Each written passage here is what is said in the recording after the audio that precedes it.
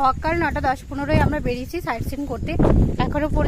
এখনো হোটেলে যেতে পারিনি, লাঞ্চও আমাদের হয়নি। তো আমরা এখন একটা ভিউ পয়েন্টে যাচ্ছি।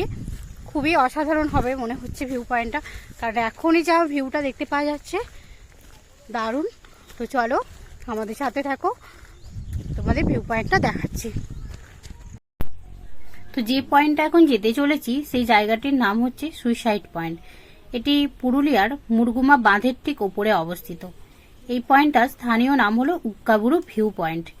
একদম উঁচু পাহাড়ের চূড়া থেকে নীল মুরগুমা জলধারা এবং চারপাশে সবুজ অরণ্যের পাহাড়ে ঘেরা অরণ্যের 360 ডিগ্রি সুন্দর একটা ভিউ পাওয়া যায়। এরকম জঙ্গলের পথ ধরে খানিকটা এগিয়ে কিছুটা উপরে উঠতে হবে, উঠেই তোমরা দেখতে পাবে এরকম সুন্দর মনোরম ভিউ, যেটা দেখে চোখ মোহিত হবেই।